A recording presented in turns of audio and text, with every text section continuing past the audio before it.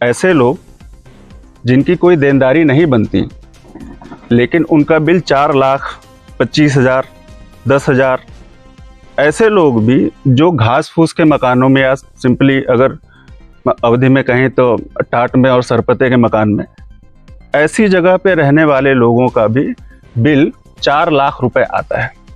कहते हैं सियासत जब जमीन पर होती है, जमीनी मुद्दों की होती है, तो आम आदमी का सुख दुख, उसकी पीड़ा भी सामने आ जाती है।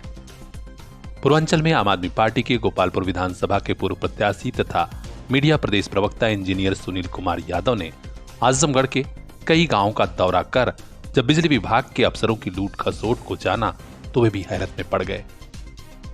इसके बाद उन्होंने अभियान चलाकर 22 ब्लॉकों के 5-5 गांवों का सर्वे कराया, जिसमें बिजली विभाग के अफसरों की कारस्तानी सामने आई है कि बड़ी तादाद में उपभोक्ताओं को फर्जी बिलिंग कराई जा रही है और उनका शोषण कराया जा रहा है।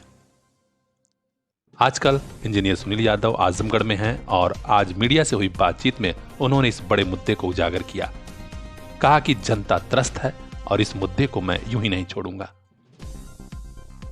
हमने 22 ब्लॉकों में एक सर्वे कराया, खास करके ऐसे लोग जो बिजली के बिल से समस्या से पीड़ित हैं, ऐसे लोग जिनकी कोई देनदारी नहीं बनती, लेकिन उनका बिल 4,25,000, 10,000, ऐसे लोग भी जो घास फूस के मकानों में या सिंपली अगर अवधि में कहें तो टाट में और सरपते के मकान में, ऐसी जगह पे रहने वाले लोगों का भी बिल 4 लाख रुपए आता है।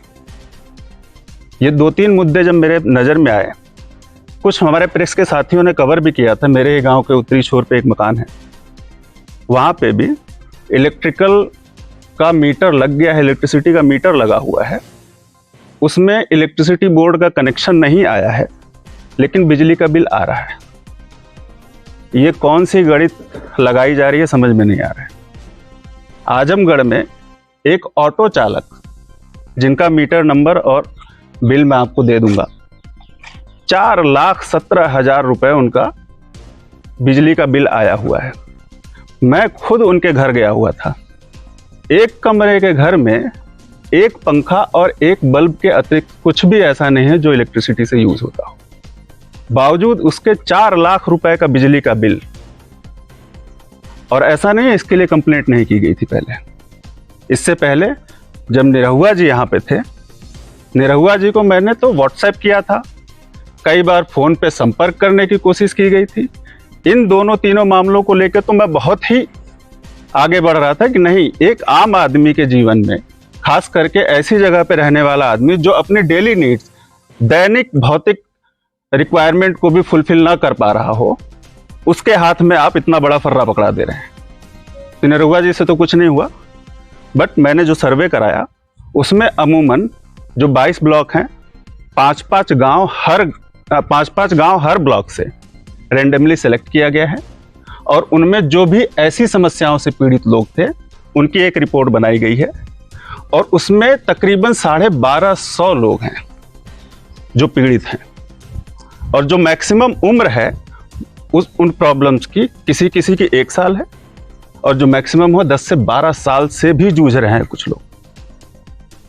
तो ऐसी समस्याओं में फंसा के जनता को ये सरकारी ऑफिसर, ये सरकारी लोग क्या करना चाहते थे उस समय मुझे पता नहीं। इस समय हमने एक डाटा अक्यूमुलेट करके आज के तत्कालीन सांसद श्री धर्मेंद्र यादव जी के पास लेके भी गया मैं, और उन्होंने इमीडिएट एक बैठक भी बिठाई इस पे, आप लोगों ने पीछे कवर भी किया होगा, और इस चीज को बड़ी गंभीरता के साथ लेने की कोशिश की गई है। और धर्मेंद्र जी से तो मैं दिल्ली में भी मिला, तो वहां पे भी ये बात बहुत डिटेल में हुई है कि ऐसे जो कार्य सरकार या सरकार के तंत्र में बैठे हुए जो भी गवर्नमेंट भ्रष्ट ऑफिसर्स हैं, ये उनके लिए ठोस कदम उठाने की तरफ हम लोग अग्रसर हो रहे हैं। अगर 5-5 गांव में लोग सुधर गए तो ठीक है, नहीं तो पूरे आजमगढ़ का सर्वे ये सुनील कुमार यादव करवाएगा और फिर वो उत्तर प्रदेश तो क्या पूरे देश के सामने एक बड़ा नाकाम चेहरा सरकारी तंत्र का समझ में आएगा लोग। क्या आपने कोई अपनी तरफ से लेटर भी भेजा है गवर्नमेंट को या तो? मैंने पहला स्टेप अपना किया जो कि सर्वे कराना था, इस बात की ऑथेंटिसिटी करनी थी, ये सही है या कितने लोग इससे पीड़ित हो रहे हैं। वो सर्वे फर्स्ट स्टेप था। मेरे जो कार्य योजना थी उसके लिए, मेरी जो प्लानिंग थी उसके हिसाब से। दूसरा था जिनके साथ हमने गठबंधन में यहाँ पे चुनाव लड़ा था, जो तत्कालीन सांसद हैं, अगर वो नहीं भी होते, भाजपा के होते, तो मैंने पीछे भी कहा कि ये काम तो मैं निरहुआ जी के समय से ही कर रहा हूँ, बट अभी जो सांसद जी आए हैं उसमें थोड़ा सा प्रोएक्टिवनेस दिख रही है। उन्होंने, मुझे लगता है 2 दिन से ज़्यादा नहीं लगाया और तत्कालीन उन्होंने सर्किट हाउस में एक मीटिंग अरेंज करा था। 1 महीने से ज़्यादा का समय हो गया है ना। अब मैं दोबारा सर्वे इस पे ये कराऊंगा कि ये जितने भी मेरे पास एटलीस्ट फाइल्स हैं, फाइल में जो भी डाटा है वहाँ पे कोई एक्टिवली काम हुआ है कि नहीं हुआ है। बिजली विभाग के अधिकारी भी थे? बिजली विभाग के अधिकारी थे जी, बिल्कुल। क्या आश्वासन मिला था उनकी तरफ से? तो आश्वासन मिला है कि वो सब रेक्टिफाई करेंगे, जितना जल्दी से जल्दी हो सकेगा उसको उतनी जल्दी से जल्दी रेक्टिफाई करेंगे। पीछे भी आए थे, डीएम कार्यालय में बैठ के भी उन्होंने जब बात की थी इस मामले में, डीएम साहब से भी उन्होंने शायद बात की, तो उन्होंने मुझसे ऐसा कहा कि इस पे और प्रोएक्टिवली काम होगा। मैं भी अपनी तरफ से थोड़ा एक्टिवनेस दिखाता हूँ कि मैं किसी भी एक्टिविटी को फॉलो अप करता रहता हूँ, है ना। It is not like that कि कोई काम उठा लिया और छोड़ दिया उसको रास्ते में। इंजीनियर सुनील यादव ने कहा कि आजमगढ़ के सांसद धर्मेंद्र यादव के साथ मिलकर मैंने विभाग के अफसरों से इस मुद्दे तक पहुंचाया है और अगर बड़ी कार्रवाई नहीं हुई, दोषी अफसरों पर एक्शन नहीं लिया गया तो फिर हम लोग और बड़ा आंदोलन करेंगे।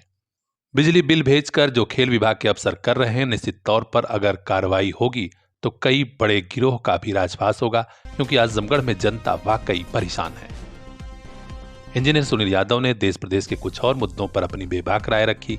जरा सुनिए झारखंड के चुनाव से लेकर अन्य मुद्दों पर उन्होंने क्या कहा। में केंद्रीय संसाधनों का दुरुपयोग करके इन लोगों ने झारखंड के बेटे सुरेंद्र साहब को मुख्यमंत्री रहते हुए जेल में करवाया। क्या लगता है आपको? सहानुभूति दिया? नहीं, झारखंड की जनता ने बताया है, बल दिया है ऐसे लोगों के खिलाफ जो लोग आम आदमी, दलितों, पिछड़ों और ऐसे हर आदमी का हक मारने की कोशिश करते हैं, जो किसी प्रदेश को, किसी देश को रिप्रेजेंट करता है, उन सब का हक। संबल हिंसा को लेके आप क्या कहेंगे? सर, कितनी हिंसा हो गई, हिंसा पे कितनी बात करेंगे आप लोग? हिंसा पे एक हिंसा हुई है, संबल की बात कर रहे हैं, अनगिनत हिंसाएं हुई हैं। तो ये तो कंप्लीटली फेल्योर ऑफ सिस्टम है। मैं तो इन सब एक्टिविटीज पे क्या ही बात करूं। मतलब, डू यू थिंक सो कि it is very much relatable to discuss कि जो हर 1 महीने में, 2 महीने में, 3 महीने में, 4 महीने में कहीं ना कहीं हो जा रहा है। हरियाणा चुनाव हार के बाद इंडिया अलायंस के साथ हैं आम आदमी पार्टी। देखिए, मैंने कहा ना कि जब भी हम लोग कोई ऐसा कुछ डिसीजन लेते हैं तो समय पे आप लोगों को बता दिया जाता है कहाँ पे हमको गठबंधन करके लड़ना चाहिए, कहाँ अलग करके लड़ना चाहिए। वो समय समय पर रणनीतियाँ होती हैं। अभी हाल ही में चुनाव हुए, जो छोटे राज्यों में इंडिया गठबंधन कब्जा हो जाता है, लेकिन जो बड़े राज्य होते हैं वहाँ इंडिया गठबंधन सत्ता से बाहर हो जाती है, ऐसा क्यों? मैं बड़े राज्य की तो बात नहीं करूँगा। मैं समझता हूँ कि जो खास करके आज की डेट में भाजपा गवर्न स्टेट्स हैं, वहाँ पे ये संभव है ना, वहाँ पे ये सब चीज़ें हो रही हैं। अदरवाइज तो मुझे नहीं दिखता कहीं। तो अब आजमगढ़ में बिजली का मुद्दा जरूर तूल पकड़ेगा, क्योंकि यह पीड़ा बहुतों की है। हर अपडेट हम तक पहुंचाएंगे। खास खबरों के लिए बने रहिए हमारे साथ। बजरंगी विश्वकर्मा की यह खास रिपोर्ट, PR इंडिया न्यूज। सर्दी के कपड़ों पर आजमगढ़ में सबसे बड़ी छूट। जालान बाजार, सिधारी तिराहा, दक्षिण गली, मऊ रोड, आजमगढ़। कंबल हो, स्वेटर हो, शाल हो, स्टॉल हो, एक खरीदिए दूसरा मुफ्त लेकर जाइए। जेंट्स लेडीज जैकेट, चीटर, लोअर, स्वेग शूट और भी बहुत कुछ। उन्हीं कपड़ों की खरीदारी पर इतनी बड़ी ऑफर और कहां। जालान बाजार पहुंचिए। शादी विवाह, स्कूल ड्रेस, जूता मोजा पर भी भारी डिस्काउंट पाइए।